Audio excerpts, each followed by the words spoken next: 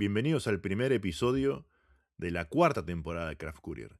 En este analizaremos el año que tenemos por delante, el año 26, que nos traerá en materia de política, de economía en cuanto a la Argentina y en temas internacionales, que veremos en la segunda parte, la agenda internacional y cómo Argentina se inserta en ese mundo global, complejo y con muchos desafíos.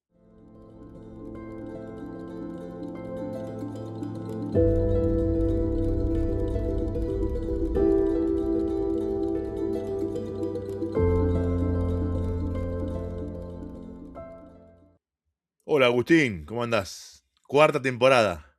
Hola Milan, ¿todo bien? ¿Y vos? Así es, cuarta temporada, increíble que nos volvamos a encontrar. Ya, si bien en la primera temporada no arrancamos en el primer mes del año, podemos decir de que sería el tercer año que vamos a cubrir de manera completa, ¿no? Así es. Arrancamos entre las PASO y las generales del año 23 y luego los acompañamos todo el 24, todo el 25 y bueno, ahora estamos arrancando el año 26. Ya tenemos más de 100 episodios publicados. Hay mucho que hemos debatido, discutido. Creemos que tenemos una línea bastante coherente de pensamiento y de presentación de los temas. Y bueno, vamos a acompañarlos este año, un año muy interesante, no electoral. Los años electorales en Argentina eh, suelen ser de una manera distinta a los electorales. Los electorales tienen mucho vértigo y los no electorales tienen cosas para analizar de fondo y tomarse el tiempo para ver cosas de fondo, profundas.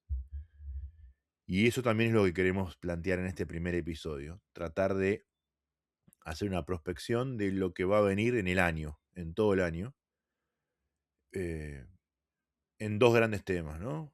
En la política argentina interna y en temas internacionales. Los temas internacionales van a ocupar la segunda parte del podcast y hay muchos eventos que vendrán en el año internacionales y vale la pena poner un ojo ahí.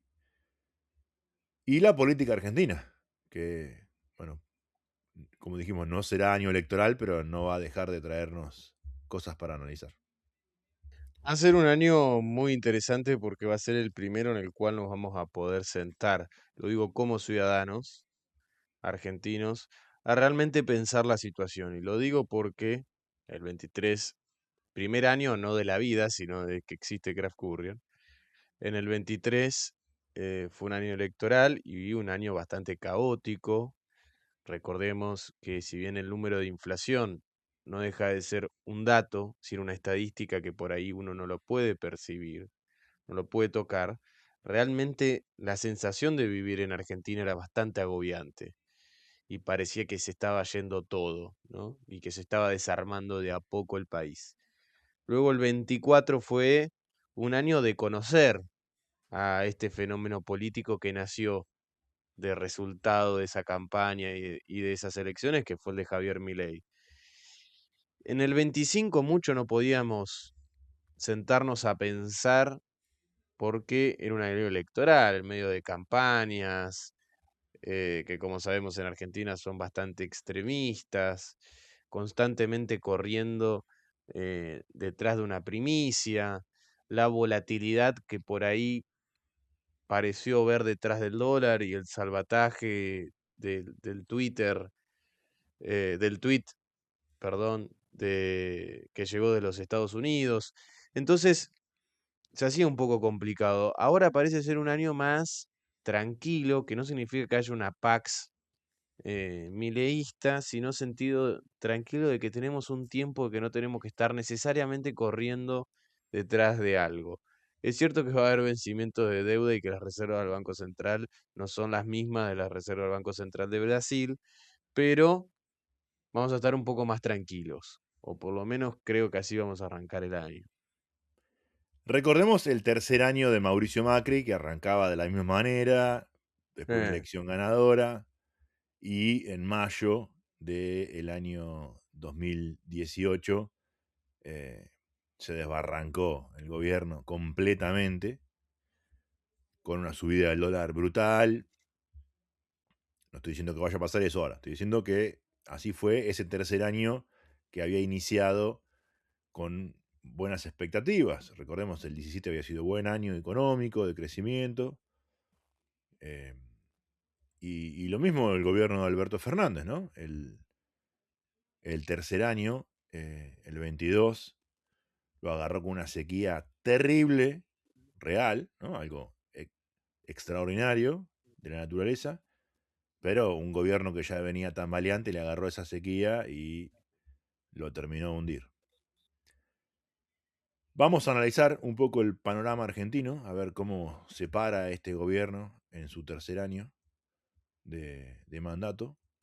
Y, y lo vamos a hacer en dos partes. La parte del modelo político y del modelo económico. Si querés, arrancamos con el modelo político. Dale, podemos entender al modelo político como la forma en la cual el gobierno hace política y entiende política, que es más que nada la gestión del poder, de cómo hacer, de cómo mantener, manejar ese poder, ¿no? Y de crear poder en alguna circunstancia. Nos parecía interesante hablarlo en ciertos mundos, si se quiere, como por ejemplo del plano legislativo. Y lo que podemos decir de esta gestión de Javier Milei es que claramente tuvo un enfrentamiento con el Congreso en primera instancia. No sé si tanto con el Poder Judicial, o por lo menos no en esos términos estéticos, y creo que tampoco políticos como sí sucede en otros países. ¿Por qué? Porque Javier Milei, él mismo, como fenómeno político, se introduce en una especie de familia alternativa a la derecha, como la conocíamos hasta entonces, que es un poco reaccionaria a las instituciones de la democracia liberal, ¿no? Y tiene problema con el poder judicial constantemente y además con el poder legislativo. Bueno, Javier Milei o La Libertad Avanza en conjunto hasta ahora no parece estar mucho en este tema. Puede ser a futuro, no lo sé, pero en lo que, hasta ahora, en los años que corrieron, no fue un tema relevante más allá de cuando quisieron pasar el pliego del hijo y de García Mansilla y después luego el decreto. Y ahí sí, ¿no? Con la Corte Suprema. Pero después de eso no hubo grandes enfrentamientos. De hecho, a quien elige más asiduamente como adversario para las peleas mediáticas es justamente a los medios de comunicación y a los periodistas. Otros gobiernos, recordemos casi todo el gobierno kirchnerista, ¿no? Atacando a la justicia, a tal juez, a tal otro, por los fallos, porque les planteaban ciertos problemas. Em, este gobierno, bueno, elige otros interlocutores para la pelea mediática, no tanto la justicia. Ese es un punto interesante. Así es. Y en el Congreso básicamente desarrolló dos estrategias que hasta ahora le está funcionando muy bien, que es la cooptación y la negociación con otros sectores. Cooptación, obviamente, de diputados y senadores, es decir, legisladores que se encuentran más o menos cerca en la oferta electoral. Los del PRO, algunos radicales, aunque también hay peronistas medios raros, como aquel bloque Independencia de Jaldo, que es el gobernador de Tucumán, que eso ya no sería más por cooptación, sino por negociación, ¿no? Se negocia con el gobernador de la provincia y luego el gobernador de la provincia devuelve ese favor, si se quiere, o ese pago a través de votaciones en el Congreso. Y otra de las formas, o por lo menos una de las consecuencias, podemos decir, de, de estas herramientas, lo que le permite es destrabar coaliciones. Entiéndase coaliciones, no coaliciones electorales, sino coaliciones momentáneas alrededor de un caso, como por ejemplo los gobernadores. Los gobernadores se pueden coaligar detrás de un caso y decir, bueno, no queremos que esto salga, un proyecto de ley X, o si queremos que salga y el gobierno nacional no quiere. Bueno, como que el gobierno nacional intentó buscar la negociación y atraer a ciertos gobernadores para evitar eso, para evitar la coalición de gobernadores tanto por región como por afinidad política, como por ejemplo los gobernadores peronistas. O los gobernadores peronistas, no sé si se pueden sentar en una mesa como tal. Mencionamos el caso de Jaldo, también podríamos mencionar el caso de Jalil, ¿no? Catamarca, tal cual. Luego en el plano electoral, en lo que es política interna, dentro de lo que podemos llamar como modelo político, básicamente el gobierno lo que buscó es formar un partido nacional y hasta ahora lo logró. Si nos quedamos con las elecciones de medio término del 25, que fue pintar el país de violeta. Obviamente que luego eso cómo se traslada a bancas es distinto, pero desde el punto de vista electoral, sobre todo mirando hacia el 27, parece que lo han logrado. Siguen siendo competitivos y hasta ahora parece ser la oferta más viable, aunque en Argentina es difícil decir o es difícil predecir con tanto tiempo en el medio, ¿no? Sí, ahí hay un tema muy interesante respecto a las futuras elecciones locales que tendremos el año que viene. Recordemos, las elecciones a presidente y a intendentes, gobernadores, van a ser el año que viene. Ya estamos a un año de las elecciones. En el 25, es verdad que el gobierno pintó de violeta los resultados, y también es muy cierto, como decís, que el resultado en bancas es distinto porque es proporcional en cada provincia, etcétera, etcétera. Si nos remontamos al 23, el gobierno nacional, La Libertad Avanza, pintó de violeta los resultados de las elecciones ejecutivas en las PASO, en la primera vuelta y en el balotaje. Pero todos los meses anteriores a esas elecciones, toda vez que se votaba algo local, porque los gobernadores, muchos gobernadores, habían cambiado, habían desacoplado las elecciones nacionales y las provinciales, los candidatos de la Libertad Avanza sacaban 2%, 3, 4%. Es algo que analizamos mucho durante el 23. Entonces, por eso digo que va a ser muy interesante ver qué sucede en las elecciones locales del año que viene, en donde muy probablemente los gobernadores vuelvan a desacoplar las elecciones provinciales de las nacionales. E incluso si no lo hacen, recordemos que la boleta única a nivel nacional, la ley que se votó, si es que no sufre ninguna modificación, establece que las categorías provinciales no se pueden acoplar en la misma boleta. O sea, sí o sí, de vuelta, si no cambian la ley, el año que viene vamos a votar o en dos elecciones distintas o en un mismo día, pero con dos sistemas y dos urnas distintas. Y eso va a atraer la atención de los candidatos locales, porque ya no es voto a mi ley y el intendente de no sé qué lugar se lleva los votos de mi ley. No va a suceder eso. La gente va a tener que emitir dos votos si es el mismo día y si son elecciones distintas, va a haber que ver cuál es la performance eh, de los candidatos locales. Y ahí va a tener un desafío bastante grande la Libertad Avanza en qué candidatos va a poner en cada lugar. ¿Va a poner Lilias Lemoine o va a poner candidatos con capacidad de gestión y gobierno, si es que ganaran algunos? Porque algunos van a ganar, claramente. No va a ser el resultado del 2-3% del 2023.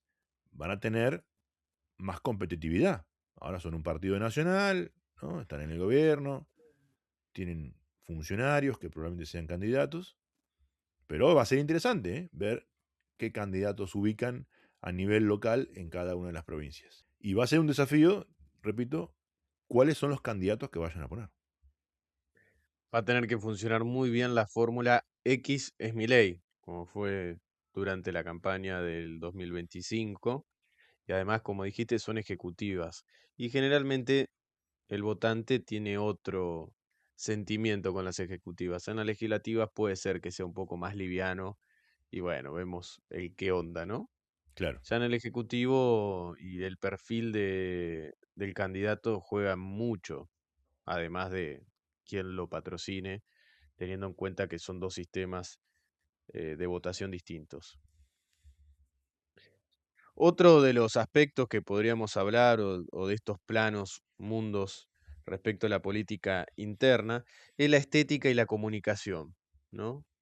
Que hasta ahora lo que hemos visto fue una concentración en la figura del líder del gobierno nacional, que está más que claro que es Javier Milei. Y probablemente eso lo, lo dé como candidato natural para la reelección. Y yo creo que también le conviene, ¿no? A la Libertad Avanza como partido para sobrevivir. Aprovechar esa herramienta constitucional, porque puede hacerlo, como partido, lo digo, más allá de cuál es la aspiración personal de Javier Milei, para ser una oferta en el 2027 y ganar las elecciones. Esto se relaciona mucho con el punto anterior. Si la figura de Milei va a ser la centralidad absoluta, como es hasta ahora, de la Libertad Avanza, bueno, ¿qué lugar queda para candidatos a gobernador, candidatos a intendente, en diferentes lugares? ¿Cómo se van a presentar? Vos mencionabas X es mi ley, ¿no? Campaña que ha sido replicada en todo el país. Cada persona en su pueblo ponía su foto y decía, tal persona es mi ley. Como para decir, bueno, este me apoya a mi ley, yo soy el... Bueno, ¿servirá eso? ¿Alcanzará eso localmente? Veremos. Claramente, como decís vos, Milei se encamina hacia la reelección. Todo el año pasado lo hemos dicho, que si no pasa nada extraordinario, tenía en aquel momento y hoy es incluso aún más, tiene grandes posibilidades de reelegirse, porque la gente sigue queriendo que se estabilice la economía y que la macro esté ordenada, y que baje la inflación. Hay otras demandas que son importantes, pero que no tienen hoy un peso tan grande en la opinión pública. Ya vamos a hablar un poco eh, eh, luego de esto, de esos temas. Pero claramente el que mejor encarna esa demanda principal es Milei. Y no es que solo es el mejor que lo encarna. Del otro lado no hay nadie. Sí, ese es el problema también, para el resto de las fuerzas, que no hay alternativa aparente, con lo cual él gana la centralidad por ser el único. Claro. Es como que gana un concurso por ser el único que se presentó. Es como Scioli Eh, cuando corría en motonáutica. Claro, tal cual. Y bueno, en materia de estética, solo como detalle, pero cualquier eh, usuario que ve una cuenta libertaria o cualquier televidente que lo escucha, podemos decir que hay un presidente que se presenta como líder de un pueblo de manera reaccionaria, a veces agresiva y muy violenta, y también como una especie, y que por eso lo relacionan con otras experiencias populistas, como esto de un líder que es capaz de reivindicar la historia de un pueblo, ¿no? Y de hacer de este momento un momento histórico, e incluso a veces supraterrenal en el caso de Milei, o por lo menos en su vocabulario hay un poco de eso, de moral. Bueno, eso es una cuestión estética que lo vamos a también señalar, ya lo hemos señalado un montón, pero que vamos a seguir observando a lo largo de este año. Es muy interesante el punto que levantás porque dijimos recién, del otro lado no hay nadie. No hay nadie instalado. Hay muchos que están intentando a ver si se logran instalar. Un caso que ya lleva años es Kisilov. Veremos si logra convertirse en un candidato nacional y que aglutine a esa parte del peronismo. Pero también lo tenemos a Dante Gebel, del cual ya hemos hablado, el pastor. En el camino a la costa está lleno de pintadas de Dante presidente. Así arrancan muchos. Hay que ver después cuánto dura, pero él tendría una narrativa para, en la parte estética y de discurso, enfrentarse a ese mesianismo, ¿no? Que puede parecer que la libertad avanza encarna, ¿no? Porque también tiene un discurso eh, de moralista, de, de relación con el más allá. Aunque, esto también es importante aclarar, desde el punto de vista filosófico, teórico, el liberalismo, el libertarismo no es trascendente, es una visión inmanente, ¿no? Entonces, el modelo no es trascendente. Dante Gebel viene de la religión, que es lo más trascendente que existe. Llevar eso a la política, ya dijimos en un episodio muy bueno que hemos hecho el año pasado, que es sumamente peligroso, porque no estamos debatiendo cómo se tapan los pozos y cómo se pagan las deudas o cómo se inserta Argentina en el mundo, sino cuestiones religiosas que no son el campo de la política, son el campo de la religión justamente. Pero en lo estético y lo comunicacional, bueno, Dante Gebel tendría ahí una narrativa como para disputar el centro del ring, ¿no? En la lucha electoral. Veremos a cuánto llega. Y después hay otros que ya hemos visto que intentaron probarse el saco de presidente o de candidato a presidente. Las elecciones del año pasado los dejaron a todos eh, con el saco con las mangas cortas y la solapa doblada, ¿no? Eh, Veremos cuántos de esos durante este año mejoran su imagen, su performance, o si directamente tiran la toalla y dicen, no, no, mi turno viene más adelante y espero 4 años más. Recordemos el escenario de Cristina viuda en el año 2011, que arrasó con el 54% por muchos factores. Uno de ellos, y muy importante, era que no tenía a nadie enfrente. No había ningún candidato. Mauricio Macri no se quiso presentar por consejo de Durán Barba. Y bueno, una parte del 54% se explica porque no tiene nadie enfrente. Hay otros motivos, ¿no? La bonanza económica, eh, la fiesta que después pagamos carísima con el tiempo y, y otras cuestiones, pero era un punto a ver en ese momento que no tenía nadie enfrente, ¿no? Wiener fue el segundo y era un candidato mediocre. Así es.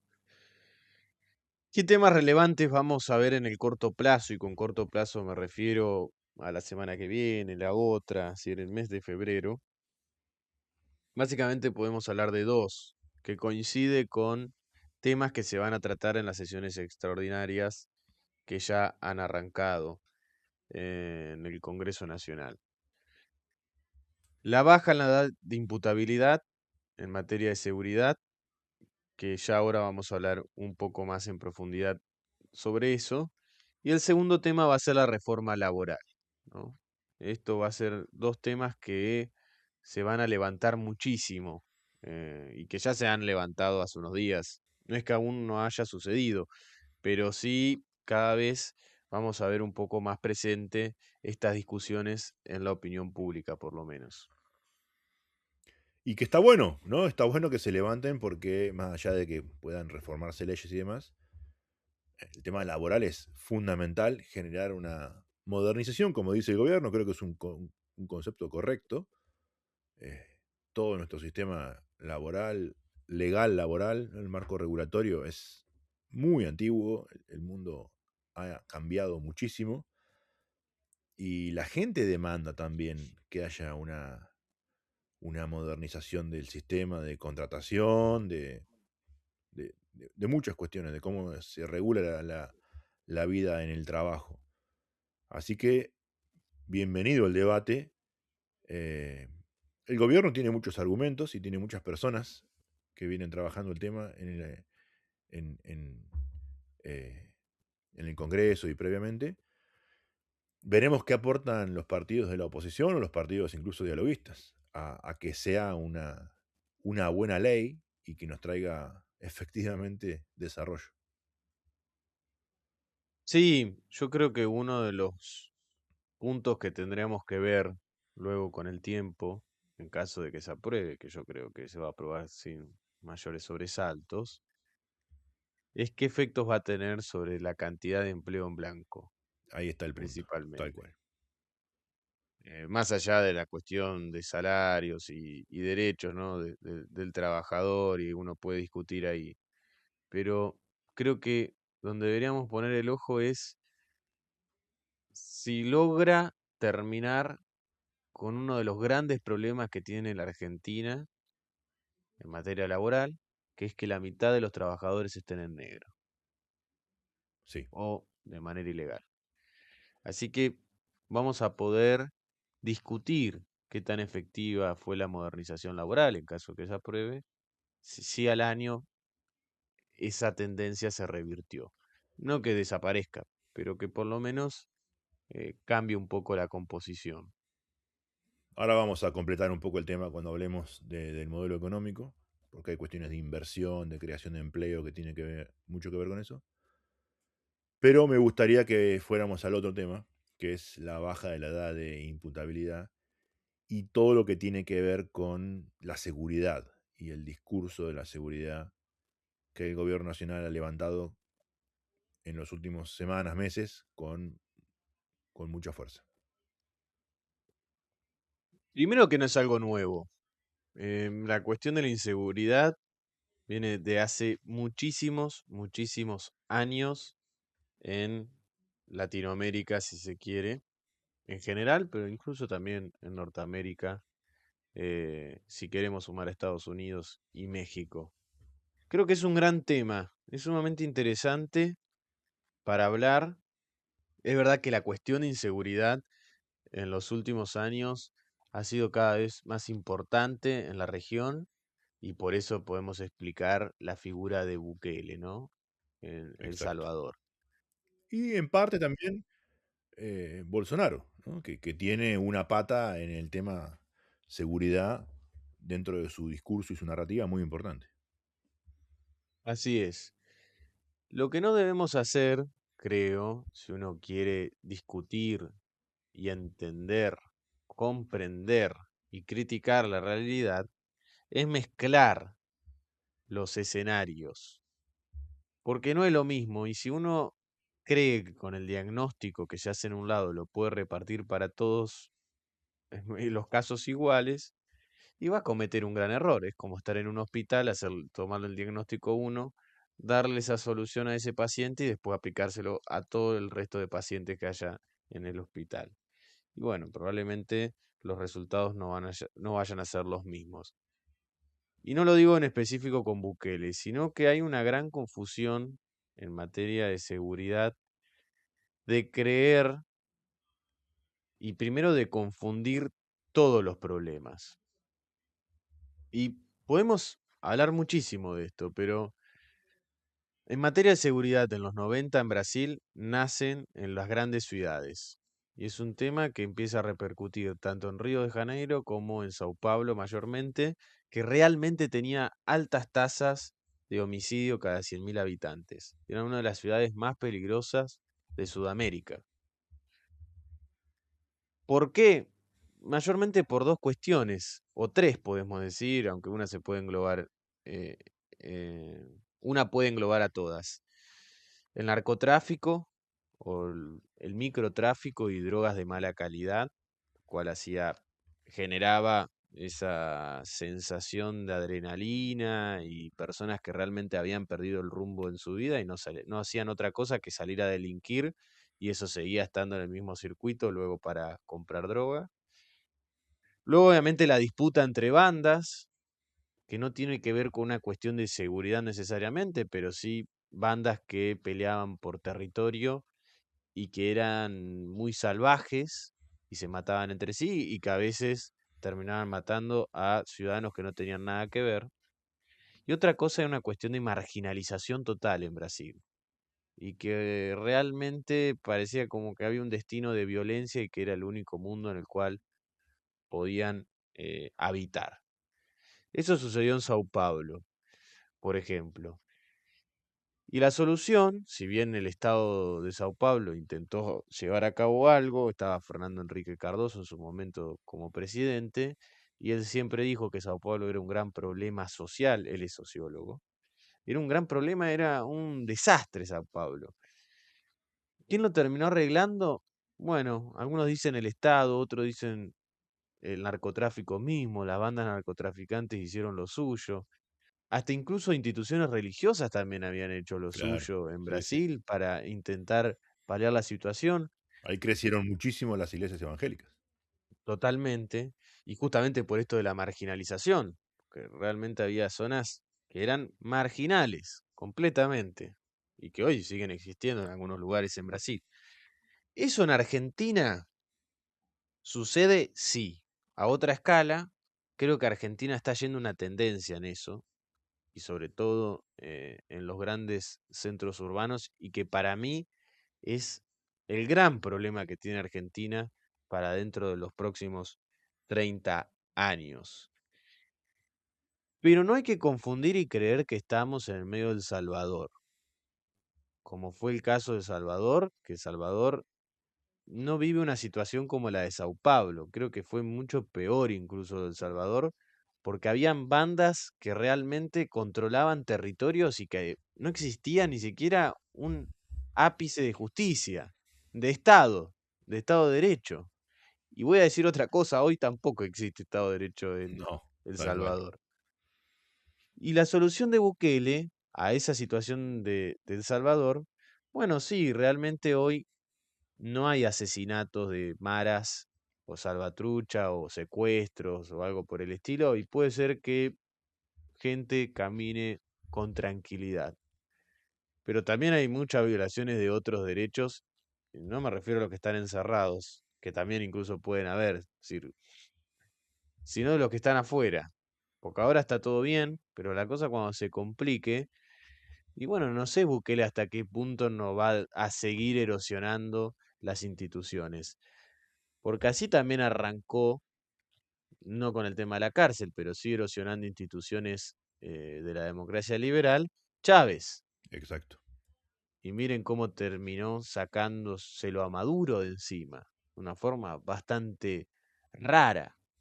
Lo salvó, entre comillas, porque eso es otra discusión. Pero lo salvó el tío Sam como lo había salvado en su momento a Caputo. Bueno, es un gran tema la seguridad y en los últimos años en Argentina se ha instalado de una manera muy efectiva. Creo que Patricia Bullrich era la candidata natural de eso porque fue la ministra de Seguridad de Macri y llevó a cabo una estrategia de estética respecto a la seguridad muy fuerte y sobre las fuerzas de seguridad, sobre gendarmería y demás, que supongo que ha tenido muy buenos resultados. Y se volvió a meter hoy en Argentina de lleno. Y es muy probable que siga creciendo, pero, como digo, creo que hay que tomarlo con pinzas. Y lo llamativo es que Argentina tiene un gran problema en materia estadística, porque cuando se lo ve desde la óptica nacional, Argentina tiene muy bajos índices en materia de violencia, de crimen, etcétera. Pero claro, cuando uno pone el foco y se fija en estos centros urbanos donde empieza a haber un peligro, y ahí las estadísticas sí son parecidas a otras ciudades latinoamericanas. Sí. Y a eso hay que agregarle una cuestión fundamental que lo hemos mencionado varias veces, que es el tema de la sensación de inseguridad. Puede que no te pase algo en un día determinado. Ahora, ese día determinado y todos los anteriores y posteriores, seguro que tenés miedo a que te pase. Y eso te quita muchísima calidad de vida. Entonces, en la estadística no se refleja tu miedo, pero tu miedo se refleja en tu vida cotidiana. Y hay un montón de factores que llevan a ese miedo, desde el entorno, a que sabes que a alguien le pasó. Sí, y eso lleva a que uno, por ejemplo, toma otras decisiones. Vamos a poner un ejemplo muy, pero muy pedorro. Te quedaste sin trabajo, tenés algo de plata y querés poner una carnicería, una panadería, que es el que siempre termina siendo robada, ¿no? Pones una panadería y no sabes dónde ponerla, no sabes si en tu barrio, si ir a alquilar a otro lado. Está el factor inseguridad. O te compras algo, algo más mínimo, ya sea un auto o cualquier cosa que te compras y te da un poco de cosa sacarlo en cierto lugar, o no sabes si comprarlo porque temes de que cuando saliste lo roban. Te va llevando a tomar ciertas decisiones, quizás uno no se da cuenta, y esas decisiones impactan en la dinámica social de las personas. Y ni hablar si cuando uno prende la televisión, a partir de las 8 de la mañana hasta que se va a dormir, todos los casos que pasan son policiales. Y ya llega un momento que parece que estás viviendo en un infierno, ¿no? Claro, tal cual. Y eso es lo que digo que al otro le pasó. Y también el entorno, lo que decía con el entorno es, no sé, las calles rotas, a veces la luz, la luminaria pública no funciona, hay basura. Y bueno, uno se siente como, hay un entorno en el cual algo podría pasarte, ¿no? Eso, de vuelta, no se refleja en la estadística, es algo real que pasa, tiene un trasfondo real, porque es verdad que hay gente a la que matan y roban, a todos nos ha pasado, que nos han robado, pero está acrecentado aún más eh, porque no hay unas condiciones en las cuales uno se sienta seguro. Y acá hay un tema muy importante, y es que, como bien dijiste, Bullrich encarna ese tema y el gobierno ha levantado mucho esto del el proyecto de la baja de la edad de imputabilidad. Han puesto el tema de seguridad como un gran tema nacional. Y hoy que estamos presentando el año, o arrancando el año, vamos a ver que este tema va a estar todo el año en la agenda del gobierno nacional. El tema es que no se resuelve todo, y te diría, se resuelve poco desde el gobierno nacional los temas de seguridad, por cómo está armado institucionalmente Argentina. Esto que yo dije, de hay basura y falta la luminaria pública y las calles están tan rotas y no se cortan las ramas para que parezca que hay un poco más de seguridad, ojos en la calle, negocios que miran al frente, eh, sin, sin calles muertas y demás, todo eso depende de los municipios, no del gobierno nacional. No la veo a Bullrich yendo a cortar la rama de los árboles. El gobierno nacional puede hacer muchas cosas, claramente, pero hay muchas otras que dependen de los gobiernos municipales y tantísimas que dependen de los gobiernos provinciales. La provincia de Buenos Aires no por nada tiene altos índices estadísticos de, de inseguridad y una sensación de inseguridad tremenda, especialmente en el conurbano, porque la gobierna un partido que cree que el delincuente es una víctima y que no hacen nada por mejorar la calidad del servicio de seguridad, porque la policía esté bien paga, bien equipada, compran patrulleros, duran 2 minutos, muchos ponen patrulleros en esquinas para que parezca que están ahí, les falta el motor, no tienen cubierta, y así un montón de cosas, ¿no? Eh, Aún con el esfuerzo de muchos policías y de mucha gente que trabaja en el sistema de seguridad, que le ponen todo para que no sea tan caótica la situación, aún así, bueno, es el gobierno provincial el que tiene la culpa de que eso no funcione bien. Objetivamente, es así, se lo podemos discutir a quien quiera. Eso es una realidad. Entonces, si el gobierno provincial de la provincia A, B o C no intentan resolver su problema de seguridad, el gobierno nacional puede hacer cosas, pero no puede hacer todo. No puede institucionalmente hacerlo. No tiene las herramientas. No, y además, voy a poner un ejemplo muy, muy tonto, como es la violencia del narcotráfico, que sí, el narcotráfico es algo de la esfera nacional o que depende de nación. Supongamos que de la noche a la mañana es fantástica la tarea eh, contra el crimen organizado. No por eso va a dejar de existir la inseguridad. Claro. Y esto es algo muy interesante porque en el caso de Uruguay, Uruguay hay bandas narco. Primero porque Uruguay es un lugar donde pueden lavar dinero tranquilamente. Pero también hay casos de inseguridad. Y hay muchas ciudades de Uruguay que tienen grandes problemas de inseguridad, ¿no? Obviamente que no necesariamente con asesinatos, pero sí altos índices de denuncias y de robos y demás. Y no está el tren de Aragua caminando por las calles de Montevideo. Y la inseguridad existe. Sí, de hecho tienen Eh, peores índices que Argentina.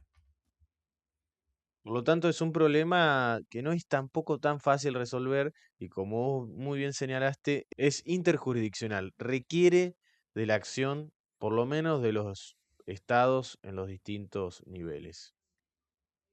El segundo punto con el cual vamos a analizar lo que viene por delante en el año es el modelo económico. Hablamos recién del modelo político, del modelo económico. Los temas que vendrán a lo largo del año en cuestiones de la economía. Vamos a hacer un resumen. Ya hemos hablado mucho de esto el año pasado.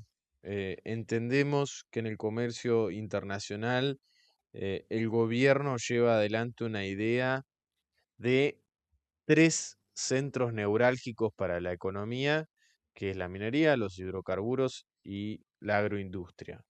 Esos serían como los tres mundos en los cuales Argentina puede ofrecer o tiene algo para ofrecer o debe ofrecer al mundo. Y el año le ha cerrado en bienes a la Argentina, el 25, de manera muy bien, con un saldo comercial de casi 1.900 millones de dólares. Muy bien para lo que fueron los últimos años en la Argentina. Sin embargo, este modelo tiene límites. Límites en relaciones con los precios internacionales. Habías mencionado eh, el año 2022. Recordemos que también el año 2022 vino con conflictos, que fue el conflicto de Rusia y Ucrania. En ese momento uno lo decía de manera jocosa, Alberto Fernández le echa la culpa a la guerra y demás. Pero bueno, tiene efectos en los precios internacionales de algunos bienes que produce Argentina. Límites de inversión y producción. Argentina no tiene altos índices de inversión en infraestructura, por lo menos en lo que en lo que respecta al gobierno nacional, porque ha cortado la obra pública o ha intentado cortarla al máximo o llevarla a cero en los años de gestión. Otra cuestión es la confianza en el gobierno, que hasta ahora le está yendo bastante bien en eso a este gobierno. Y luego, límites estructurales. Argentina tiene un gran problema en lo que es servicios. De hecho, eso nos tumbó la balanza de pagos. La balanza de pagos de Argentina terminó deficitaria, la del 2025. Y luego, lo que es ingreso primario, que que respecta a los intereses de deuda, que bueno, a Argentina no le estaría yendo muy bien en eso en en los últimos tiempos. Creo que está muy buena la diferencia que haces sobre la balanza de bienes y la balanza total. Porque la balanza de bienes da la pauta de que, bueno, se están produciendo cosas, se estamos vendiendo, y gran parte de esos tres rubros que vos dijiste, minería, energía, llamémoslo, y el complejo agropecuario, el campo, explican ese éxito en la balanza comercial de bienes. El problema es que la balanza total es negativa. Y ahí el famoso, lo que Cristina decía, no, te faltan dólares, te faltan, bueno, a Cristina le faltaron siempre dólares, porque hacía esto pésimamente, pero ahora también nos faltan dólares. Nos faltan dólares suficientes como para la demanda de dólares interna que hay. Un ejemplo dentro de servicios, que lo charlábamos cuando preparábamos el episodio, es turismo. ¿No? Se va más gente afuera de la que viene acá. ¿Eso está mal? No, que cada uno veranee donde quiera. El problema es que, bueno, ¿de dónde salen los dólares para que la gente veranee afuera? ¿O de dónde salen los dólares para que la gente contrate cosas afuera y no cosas adentro? Entonces, cuando la balanza es negativa, la global, tenés un problema. Porque además Argentina, como bien dijiste, tenemos un tema con la deuda, que tenemos que pagar y tenemos que hacernos de dólares. Bien por el gobierno que ahora sí entendió que tiene que comprar reservas. Excelente. Lo dijimos todo el año 25 y bueno, ahora lo están haciendo. Perfecto. Pero hace falta que Argentina desarrolle sus potencialidades económicas, y que tiene muchas, no solo en estos tres rubros, tiene otras, que desarrolle esos rubros, la pesca, la, em,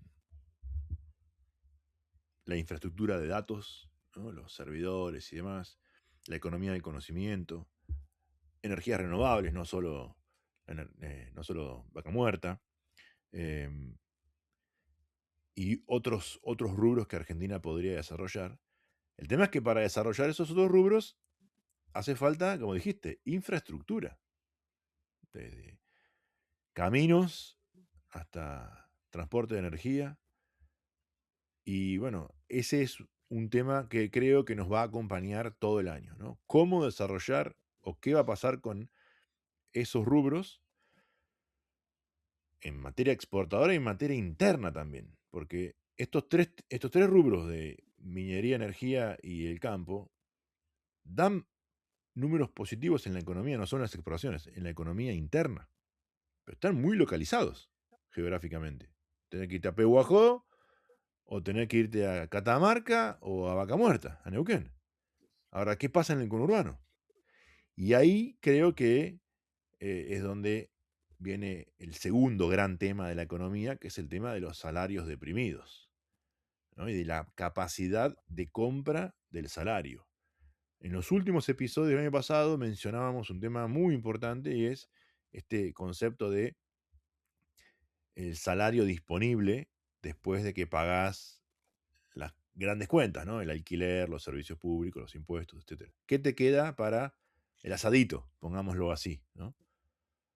Y en eso es en donde ponemos el acento principal del final del año pasado, gran parte del año pasado, pero el final en particular, y que hay que monitorear todo el año, ¿no? Porque la estabilidad es muy buena, pero también tenés que poder eh, desarrollarte. Y si no llegas a fin de mes, es un problema. No significa que esa gente deje de votar al gobierno incluso, ojo, también lo hemos dicho. Pero es una alerta, un elemento a revisar durante el año, a ver cómo evoluciona ese tema.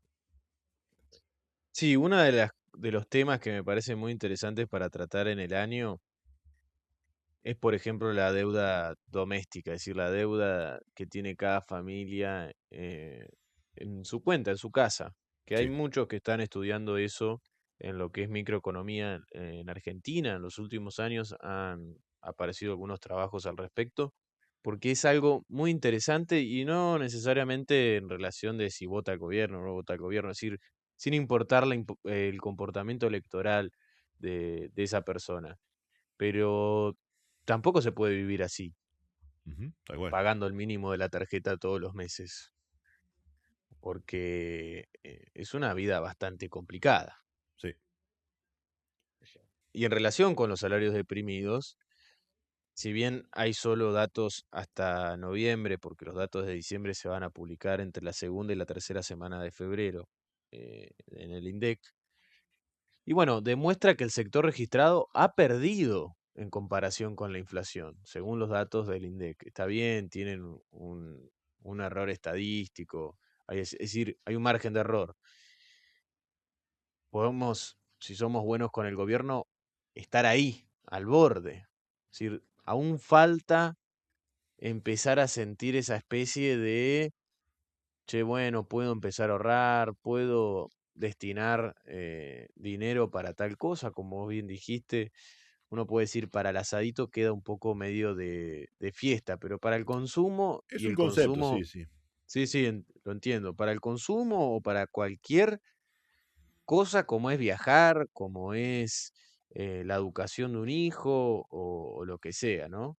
Aún le falta eso a este modelo, estamos entrando en un año importante porque como bien dijiste, están las elecciones para el año que viene.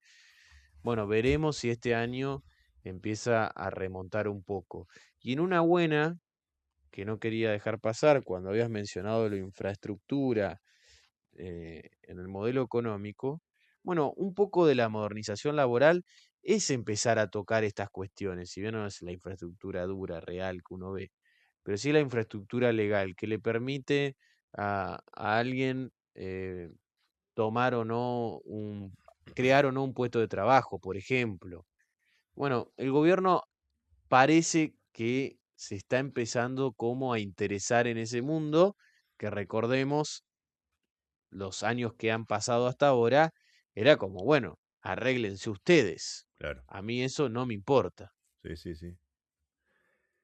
Como para cerrar el tema y relacionarlo con lo que veíamos de la parte de la estética, la comunicación y el relato, creo que también va a ser interesante durante el año evaluar cómo evoluciona la cuestión de la batalla cultural respecto a esto de el salario disponible. Hago una pequeña explicación del tema y quedará abierto para ir revisándolo durante el año. Esto del salario disponible es luego de pagar las cosas duras, digamos, ¿no? Alquiler, servicios y demás. En los países más desarrollados, esa parte es importantísima de tu sueldo. Enorme. Y tiene lógica de que así sea. Porque si vos querés viajar en un colectivo, en un tren, en un subte, eh, tener luz, gas, compresión de calidad, que nunca se corte, etcétera, son todas inversiones enormes, multimillonarias, que después alguien las tiene que pagar. No podés decirle a alguien, o el Estado mismo, que haga la inversión, suponete que lo haga el Estado, pero si lo viene a hacer un privado, que haga la inversión y después ya sabes que la tarifa va a estar planchada durante 20 años, como hizo el kirchnerismo. Y bueno, no se hace mantenimiento, no se reinvierte, no se amplía, queda todo como está. Tiene lógica que eso haya que pagarlo lo que vale. El tema es que muchos argentinos venían acostumbrados a otro modelo, donde eso costaba poco y les sobraba mucho para el asadito. El tema es que se pagaba con que había cortes de luz, cortes de agua, cortes de calles porque no funcionaba el colectivo, llegabas tarde, chocaban las unidades del tren, lamentablemente, y así lo estabas pagando con comerte la infraestructura. Veremos qué pasa. Creo que va a ser interesantísimo, tanto este como el año que viene, a ver si ese relato logra cambiar la cuestión cultural y que la gente entienda que querés un buen servicio público, bueno, eso tiene un cierto costo y lo tenemos que pagar entre todos. Sí, un ejemplo de eso es Venezuela 2012-2013. Era una Venezuela donde se tiraba manteca al techo. Y luego vimos la Venezuela que tenía pocos días a la semana luz, todo el Exacto. día, sin Sí. cortes. Esa era un poco la exageración. Lo que sí creo es que venimos como de dos experiencias que pasaron de un lado al otro, es decir, una banquina a la otra. Bueno, creo que el gobierno en esto de tiempo puede empujarse un poco más a cierta racionalidad en todos los aspectos, no solamente en una cuestión de la microeconomía, sino en todo me parece que tiene esa chance Y qué es más, creo que si apuesta a un poco de racionalidad, le gana las elecciones del 27 caminando, sin ningún problema, aunque enfrente tenga el mejor político de la historia de los últimos 5 años en Argentina. Sería interesante que es un poco lo que le piden ciertos actores. Y con esto pasamos a política internacional, que vamos a hablar un poco de ello, porque me parece que se relaciona con algo que vamos a hablar a lo largo del año. ¿Qué actor hoy le pide cierta racionalidad? Bueno, Pablo Roca, Techint, que el día de la fecha, 5 de febrero que estamos grabando hoy, sacó una carta en La Nación. Y Paolo Roca, como director general de Techint, lo que plantea es eso, un poco de racionalidad, no la apertura indiscriminada, la apertura eh, a todo nada como si fuese una selva, sino cuidando ciertos aspectos, más que nada para que no se convierta en una selva argentina. Claro. Y en su argumento no dice, no nos abramos porque no queremos competir. Dice, tengamos cuidado la manera en la que nos abrimos, porque otros países tienen políticas de subsidio y muy agresivas que no son de mercado. Si nos queremos abrir a las leyes de mercado y los otros no compiten con las leyes de mercado, bueno, vamos a estar jugando con otras reglas y vamos a salir perdiendo. Y es un punto interesante. De vuelta, no es que dice no nos abramos. Y también es interesante ver quién lo dice. Porque Pablo Roca, grandísimo empresario argentino, también son todos parte de la Argentina corporativa que durante décadas hizo contratos con el Estado, tuvo sus beneficios. No hay que olvidarse tampoco de eso, ¿no? Él, Ujú. el padre Mauricio Macri, Franco Macri y tantísimos otros. Que Y muchas los que veces estaban del otro lado de la licitación también. también, Bulgeroni. sí, sí, que muchas veces pecaban en la pecera, ¿no? También es cierto. Bueno, pero no por eso no deja de ser cierto que tiene un punto interesante en esta carta y en todo este debate que se dio en las últimas semanas. No nos abramos con otros que, indiscriminadamente, con otros que usan herramientas que no son las de mercado. Sí, así es. Más allá de la cuestión particular de por qué Roca sale, obviamente que es por el caso de la licitación de, de obras de gasoducto en Vaca Muerta, en el cual una empresa india ganó la licitación. Era una licitación no del Estado, sino de empresas privadas que necesitaban la construcción del gasoducto. Y bueno, lo ganó la empresa india porque en teoría presentó eh, un presupuesto mucho menor al de Techint, el de Tenaris. Que ellos dicen que en realidad el acero con el que fue construido es chino y viene subsidiado para hacer dumping, digamos, para bajar Ujú. los precios, para que pierdan la competencia local y ellos después se conviertan en el único proveedor o de los Y, proveedores principales. y eso genera todo un problema porque son pymes que no van a trabajar, o sea, que se pierden esa posibilidad. Es decir, hay toda una dinámica de la economía detrás de esta inversión que Paolo Roca dice, bueno, estamos perdiendo todos, no es que solo pierde Tenaris o Techin, pierden varios. Y sí, tiene un punto, y ya lo hemos hablado el año pasado, habíamos puesto algunos casos, pero me pareció muy interesante traerlo, nos pareció muy interesante traerlo por esto que señala, ¿no?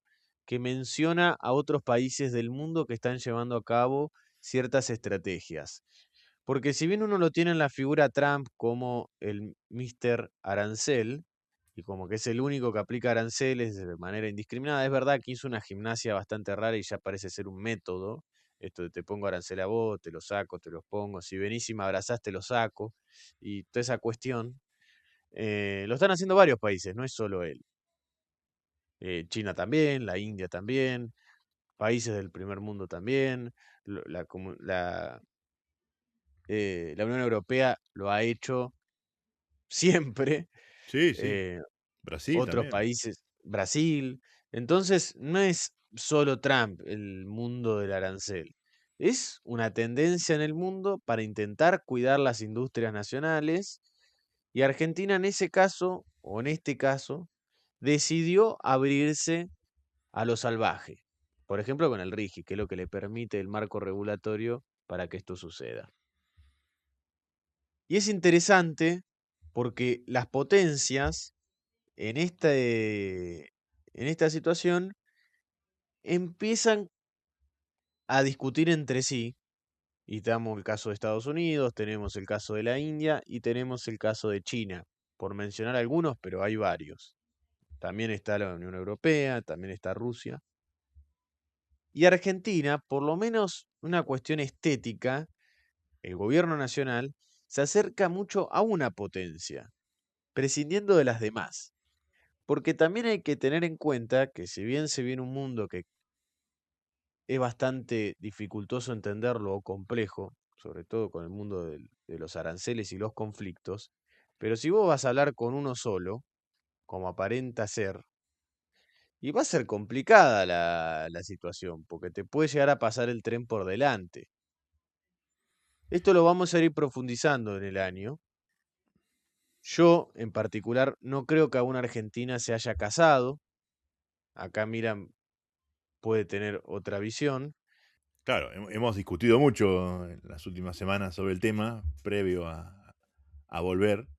Y, y yo te decía, ojo que Argentina, casándose solo con Estados Unidos y tan alineadamente, que no nos pase algo parecido a lo que nos pasó en la Segunda Guerra Mundial, en donde quedamos del lado de los perdedores. Argentina, si bien no estaba alineada con el eje de forma oficial, pero tampoco estaba con los aliados de manera explícita, lo hizo en los últimos días de la guerra, y por Un mes eso, antes. claro, y por eso no recibimos ningún beneficio de Estados Unidos, que fue el gran ganador de la Segunda Guerra Mundial. Rusia también fue el gran ganador, pero de este lado, digamos. Em, y Brasil, por ejemplo, sí recibió muchísimos beneficios por haberse aliado a tiempo.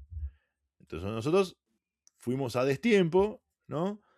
Estábamos más con otro grupo, o por lo menos no estábamos tan abiertamente con el grupo que ganó, y bueno, no vaya a ser cosa que los ganadores del siglo XXI no sean justamente Estados Unidos, sean India, China, los países BRICS, aunque entre ellos se pelean también, ¿eh? India, China se pelean entre ellos, China y Rusia tienen una alianza, pero siempre se miran de reojo. Eh, Brasil, lo hemos dicho un montón de veces, el gran aliado que Argentina tendría que tener y con el cual tendríamos que ir de la mano, junto con los demás países del Mercosur, pero principalmente Argentina y Brasil, de la mano a negociar todo. Ejemplo, el acuerdo Mercosur con la Unión Europea, pero como eso, un montón de cosas que tendríamos que hacer juntos. Bueno, ahora ¿no? Brasil no es tan importante, solo es importante Estados Unidos. Entonces, esa tendencia, yo digo, ojo, que, porque no es solo mirar el año 25 y que ves en tuiteó y que zafamos de que el dólar se fuera por las nubes. Estuvo bien eso. Hay que ver también por qué llegamos a necesitar eso. Lo hemos hablado un montón de veces. Bueno, ya está, ya pasó. Perfecto. No hay que ver solo un año, 2 años, un periodo presidencial. Hay que mirar 50. 50, 100. Los chinos miran 10.000. Bueno, no te pido tanto. Pero 50 años, lo que queda del siglo, ¿no? ¿Qué le vamos a dejar a nuestros hijos, a nuestros nietos?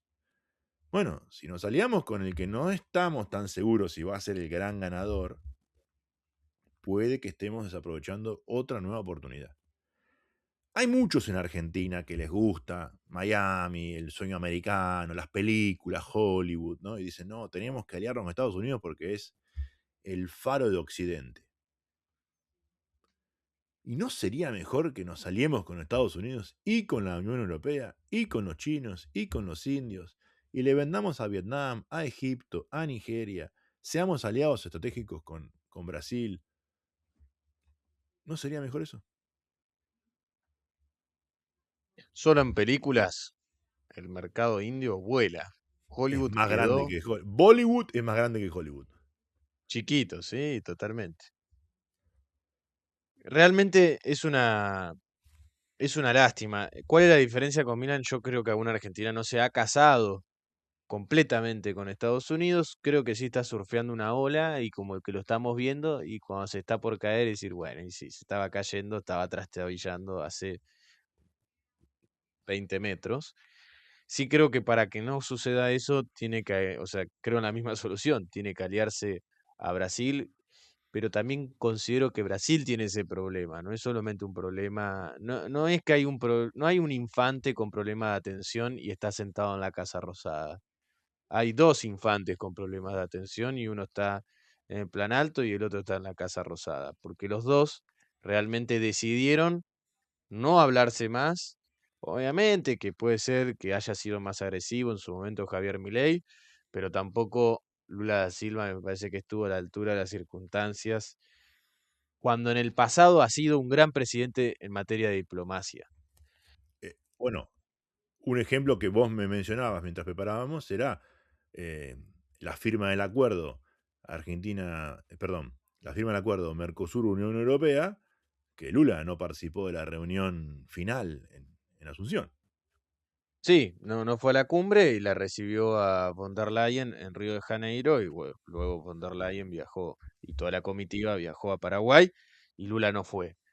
Que era como un poco para decir, firmé yo el acuerdo, lo hice yo, yo soy yo, el yoísmo de Lula, y es como, no sos el único en este Claro, barco. tal Está bien, cual. es verdad que vos particularmente has sido el presidente dentro de todos los de la región que más tiempo estuvo, porque el proyecto o, o el acuerdo ya lleva más de 20 años, si no me equivoco, y Lula estuvo muchísimos años en todo ese periodo.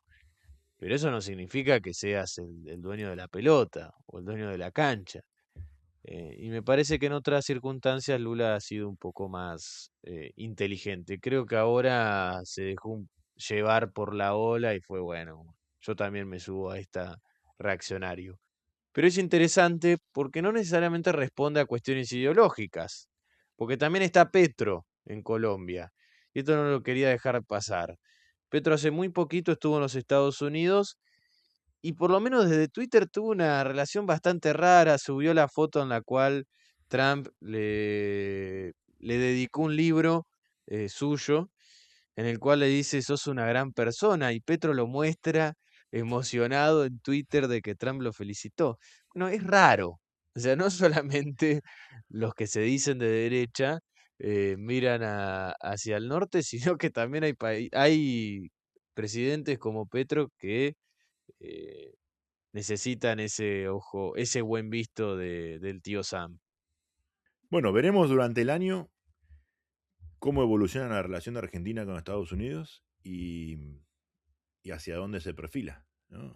¿Solo Estados Unidos exclusivamente o somos más inteligentes y trabajamos con el mundo, con los que nos conviene a todos? Tal cual, vamos a ver cómo continúa el derrotero en política exterior de la Argentina y de la región en un mundo que parece medio complejo y muy a poco de entrar en conflictos que van a ser lamentables. Bueno, y así damos por concluido este primer episodio de la cuarta temporada, donde intentamos presentar los temas que veremos durante el año y, y los iremos desarrollando episodio a episodio. Esperemos que nos acompañen, como nos han acompañado temporadas anteriores. Que comenten, que recomienden, como siempre les decimos, a sus amigos, a sus conocidos. Y siempre los comentarios nos hacen crecer y aprender mutuamente unos de otros. Tal cual. Muchísimas gracias y los esperamos la semana que viene. Hasta la semana que viene.